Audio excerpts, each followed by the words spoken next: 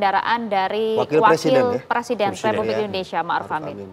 Dan kalau kita kembali membahas bagaimana tongkat kepemimpinan akan diberikan dari Jokowi ke Prabowo, selain itu juga ada tongkat pembangunan yang kemudian berubah di era dari Jokowi dan juga ke era Prabowo. Di mana di era Jokowi kita bisa melihat bagaimana begitu fokus dan begitu masif melakukan pembangunan infrastruktur. Sementara di era Prabowo rencananya juga akan pembangunan dalam bentuk SDM melalui program makan bergizi gitu ya.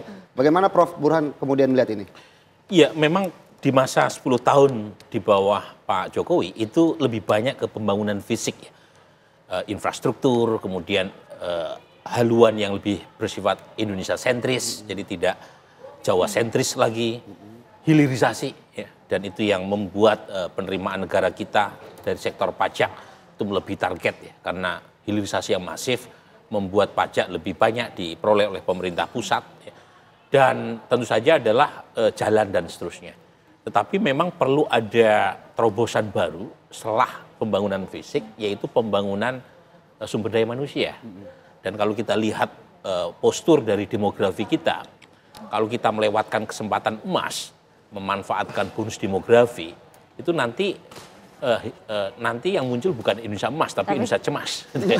Jangan lupa Jangan sampai sana ya. Demografi kita ini masih muda. Kalau misalnya kelompok muda ini yang mayoritas sekitar 60% itu tidak segera dinaikkan kelasnya, itu mereka bisa tua sebelum kaya. Ya. Maka itu yang kemudian itu jadi masalah itu.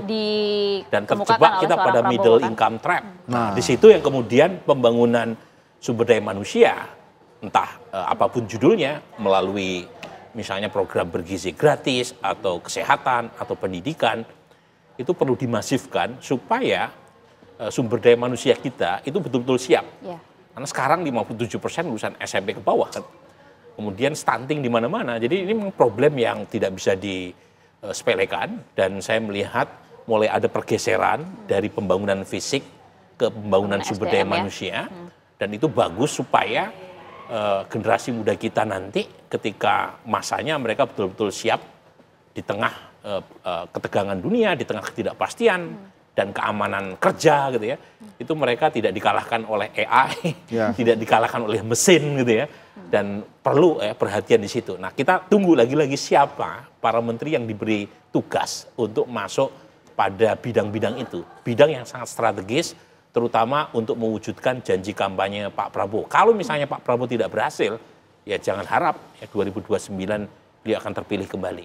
Tapi kalau misalnya ada roadmap yang kira-kira jelas dan kemudian arahnya juga jelas, meskipun mungkin tidak sempurna, saya kira masyarakat akan kasih kredit.